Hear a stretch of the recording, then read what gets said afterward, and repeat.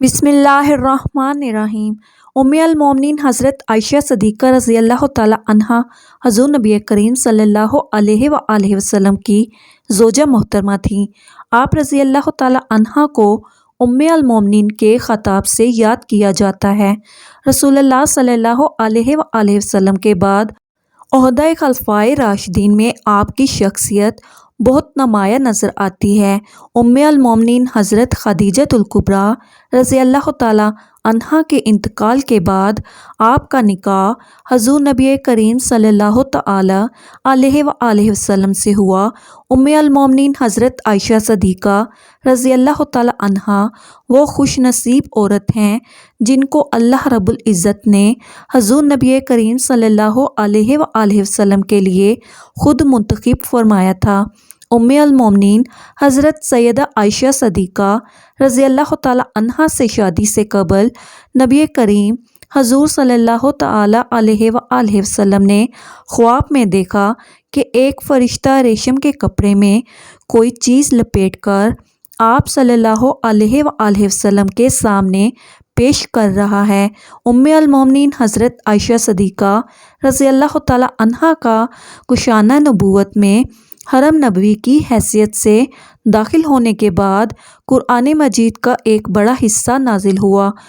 المومنین کو کم و بیش 10 سال حضور صلی اللہ علیہ وآلہ وسلم کے ساتھ رہنے کا شرف حاصل ہوا۔ جب آپ حضرت محمد صلی اللہ علیہ وآلہ وسلم کے نکاح میں آئیں تو روایات کے مطابق حضرت عائشہ صدیقہ رضی اللہ تعالی عنہا کی عمر مبارک 6 سال تھی، جبکہ بعض روایات میں 7 سال عمر بتائی گئی ہے۔ 400 درہم آپ کا حق مہر مقرر ہوا۔ حضور نبی کریم صلی اللہ علیہ وآلہ وسلم نکاح کے بعد 3 سال مکہ مکرمہ میں مقیم رہے۔ اس کے بعد آپ نے مدینہ منورہ ہجرت فرمائی، جس میں امیر المومنین حضرت ابوبکر صدیق رضی اللہ تعالی عنہ بھی شامل تھے، لیکن ان کے اہل و عیال مکہ مکرمہ میں ہی مقیم رہے۔ اور مدینہ منورہ ہجرت مکمل ہونے کے بعد جب وہاں تسلی بخش صورتحال سامنے آئی تو امیر المومنین حضرت ابوبکر صدیق رضی اللہ تعالی عنہ نے اپنے اہل و عیال کو مدینہ منورہ بلا لیا۔ المومنین حضرت عائشہ صدیقہ رضی اللہ تعالی عنہا سے روایت ہے، وہ فرماتی ہیں کہ میری عمر 6 سال کی تھی کہ نبی کریم صلی اللہ علیہ وآلہ وسلم سے میرا نکاح ہوا۔ پھر ہم ہجرت کر کے مدینہ آئے، بنی حارث بن خزرت کے مقام میں اترے۔ پھر مجھے اتنا شدید بخار آیا کہ میرے سر کے بال گرنے لگے اور وہ کانوں تک رہ گئے۔ پھر ایک دن میں اپنی چند سہیلیوں کے ساتھ جھولے میں بیٹھی تھی، میری والدہ رومان میرے پاس آئیں اور مجھے زور سے آواز دی۔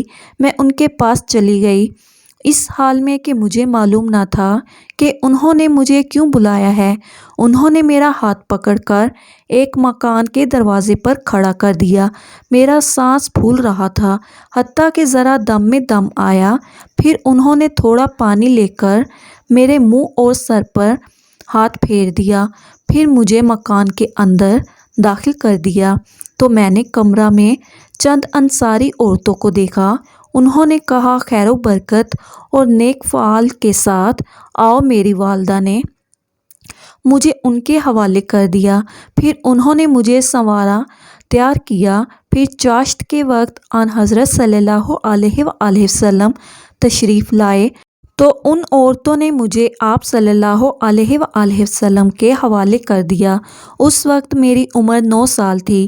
دوسری روایت میں ہے کہ حضور صلی اللہ تعالی علیہ وآلہ وسلم چارپائی پر بیٹھے تھے اور حضرت رومان نے المومنین حضرت عائشہ صدیقہ رضی اللہ تعالی عنہا کو آپ کی گود میں بٹھا کر کہا، یہ آپ کی اہلیہ محترمہ ہیں۔ گھر میں موجود تمام مرد اور عورتیں گھر سے باہر نکل گئے۔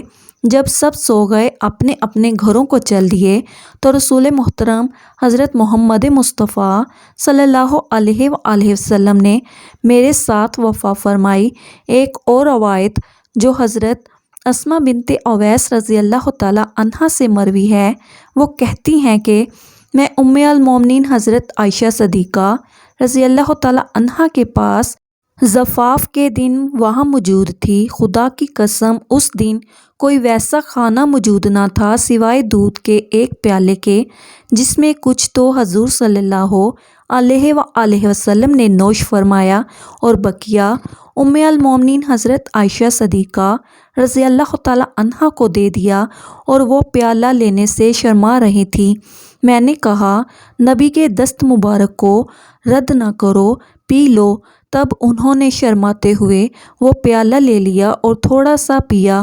امام طبری لکھتے ہیں کہ بعض روایتوں کے مطابق مدینہ آنے کے 18 ماہ بعد ذوالقعدہ میں رسول اللہ صلی اللہ علیہ وآلہ وسلم حضرت عائشہ رضی اللہ تعالیٰ عنہا کے ساتھ شباب ہوئے، اور بعض روایتوں میں 17 ماہ اور شوال المکرم کا مہینہ لکھا ہے، اور نکاح کے وقت آپ رضی اللہ تعالیٰ عنہا کی عمر 6 یا 7 سال تھی۔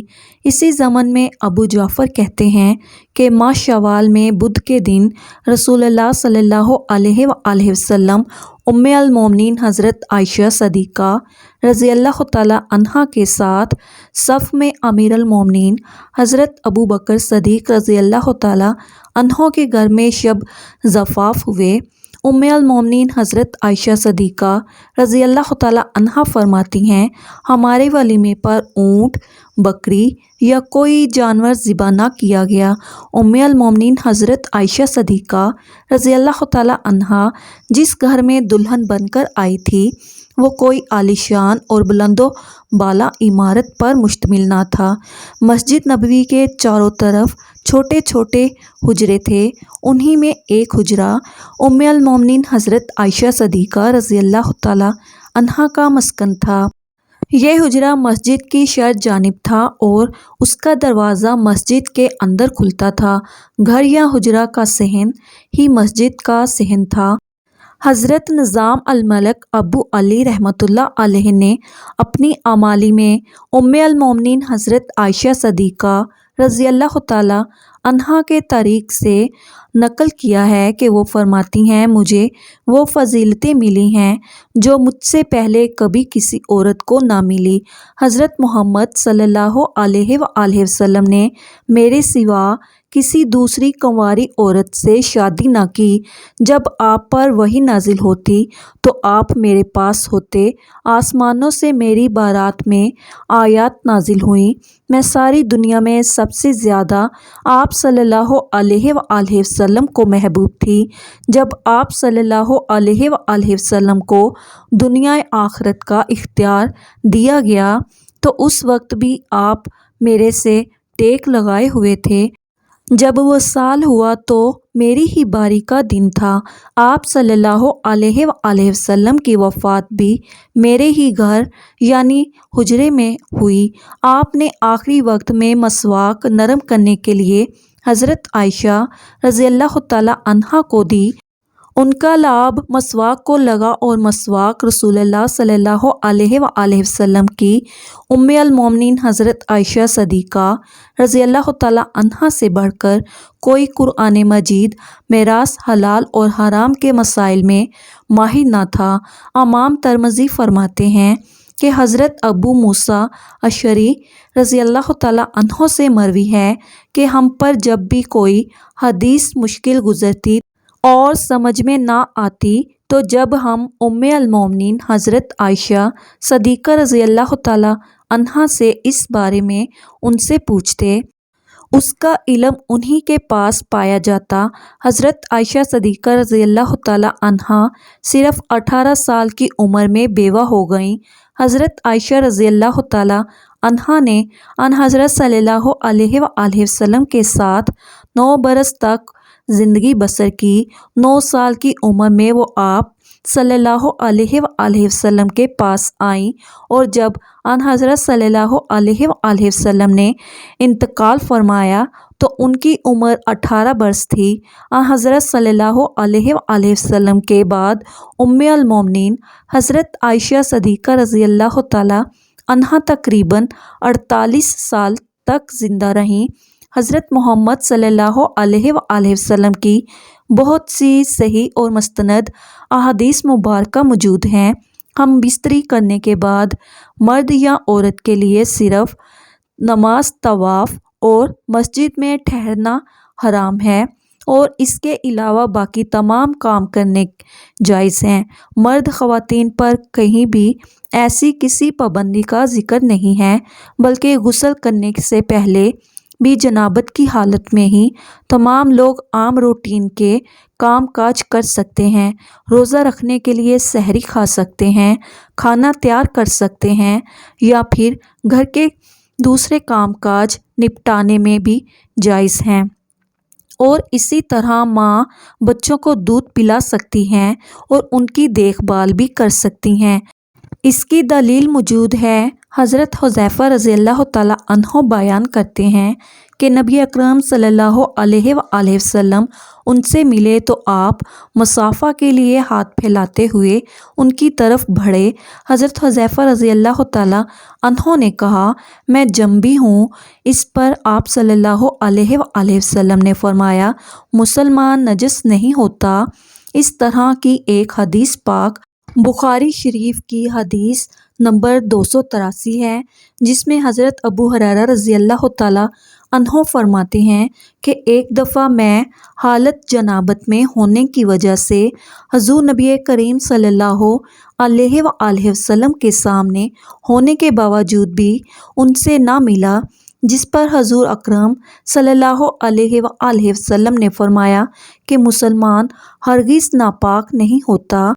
حافظ ابن حجر رحمۃ اللہ فتح الباری 391 میں کہتے ہیں، اس حدیث میں اس بات کا جواز پایا جاتا ہے کہ غسل جنابت کو اس کے واجب ہونے کے اول وقت میں تاخیر کی جا سکتی ہے، اور اس کا بھی جواز ہے کہ جنبی شخص اپنی ضروریات پوری کر سکتا ہے۔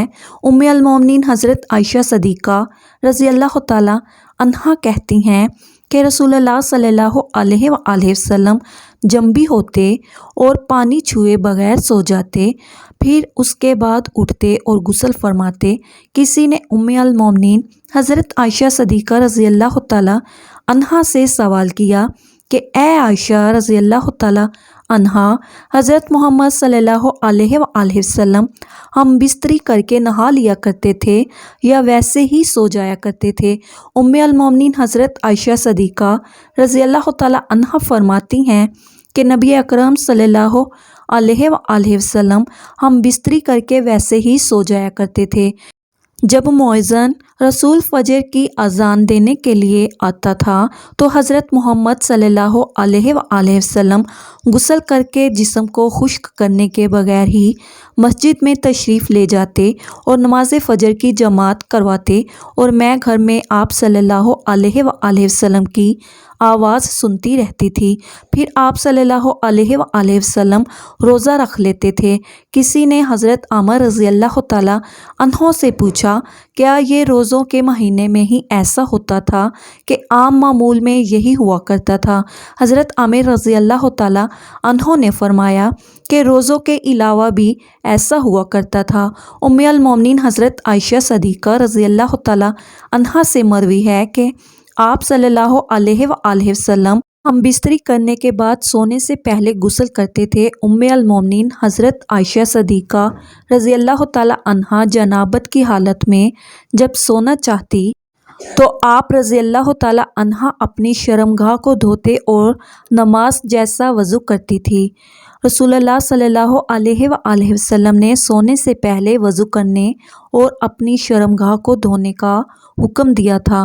حضرت عمر بن خطاب رضی اللہ تعالیٰ عنہ کا نامی اسم گرامی سر فہرست ہے۔ آپ رضی اللہ تعالیٰ عنہ آسمان عدالت شجاعت پر آفتاب بن کر چمکے۔ آپ رضی اللہ تعالیٰ عنہ کے بے شمار فضائل احادیث میں بیان کیے گئے ہیں، مگر افسوس آج امت مسلمہ آپ جیسے جانثاران اسلام کی حیات و شخصیت سے ناواقف ہوتے جا رہے ہیں۔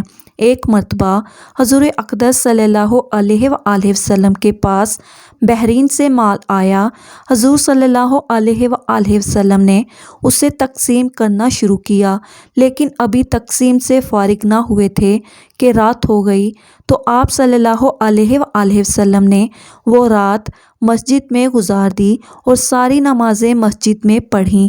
میں نے دیکھا کہ جب تک آپ صلی اللہ علیہ وآلہ وسلم نے سارا مال تقسیم نہ کر لیا، آپ صلی اللہ علیہ وآلہ وسلم کے چہرے پر پریشانی اور فکر کے آثار رہے۔ حضرت ابو ہریرہ رضی اللہ تعالیٰ عنہ بیان کرتے ہیں کہ پیارے نبی صلی اللہ علیہ وآلہ وسلم نے مسجد کی جانب کچھ سواروں کو روانہ فرمایا، تو وہ بنی حنیفہ کے ایک شخص ثمامہ بن اسال کو گرفتار کر کے لے آئے اور اسے مسجد نبوی کے ایک ستون سے باندھ دیا۔ جب پیارے نبی صلی اللہ علیہ وآلہ وسلم اس کے پاس تشریف لے گئے تو آپ صلی اللہ علیہ وآلہ وسلم نے فرمایا، اے ثمامہ، تمہارا کیا ارادہ ہے؟ جواب دیا، اے محمد، میرا ارادہ نیک ہے، اگر آپ مجھے قتل کریں تو گویا ایک خونی آدمی کو قتل کیا، اور اگر احسان فرمائیں تو احسان پر شکر گزار رہوں گا۔ اگر آپ مال و دولت چاہتے ہیں تو جتنا چاہیں لے سکتے ہیں۔ نبی کریم صلی اللہ علیہ وآلہ وسلم نے جواب نہ دیا اور واپس تشریف لے گئے۔ جب دوسرا روز ہوا تو آپ صلی اللہ علیہ وآلہ وسلم نے فرمایا، اے ثمامہ، کیا ارادہ ہے؟ اس نے وہی جواب دیا جو پہلے دے چکا تھا کہ اگر احسان فرمائے تو ایک شکر گزار بندے پر احسان ہوگا۔ آپ صلی اللہ علیہ وآلہ وسلم اسے دوبارہ چھوڑ کر چلے گئے اور اگلے روز پھر فرمایا، اے ثمامہ، کیا خیال ہے؟ کہنے لگا، مجھے جو کہنا تھا میں کہہ چکا ہوں۔ آپ صلی اللہ علیہ وآلہ وسلم نے حکم دیا کہ ثمامہ کو چھوڑ دو۔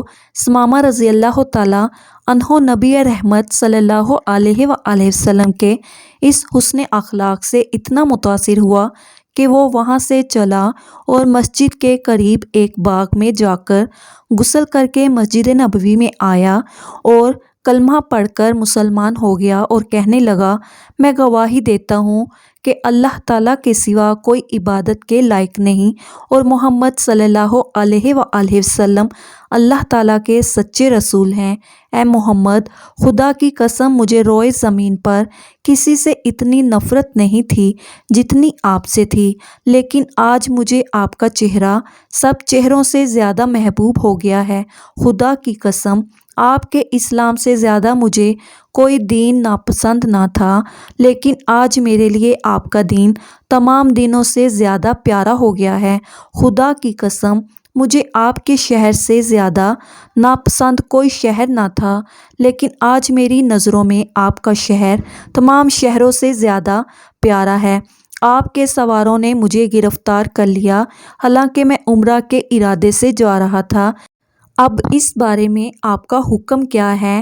حضور نبی کریم صلی اللہ علیہ وآلہ وسلم نے فرمایا، ہم نے اسے بشارت دی اور فرمایا کہ وہ عمرہ کرے۔ جب وہ مکہ مکرمہ میں پہنچا تو کسی نے اس سے کہا، کیا تم بے دین ہو گئے ہو؟ جواب دیا، نہیں، بلکہ میں تو محمد مصطفیٰ صلی اللہ علیہ وآلہ وسلم کے دست اقدس پر مسلمان ہو گیا ہوں۔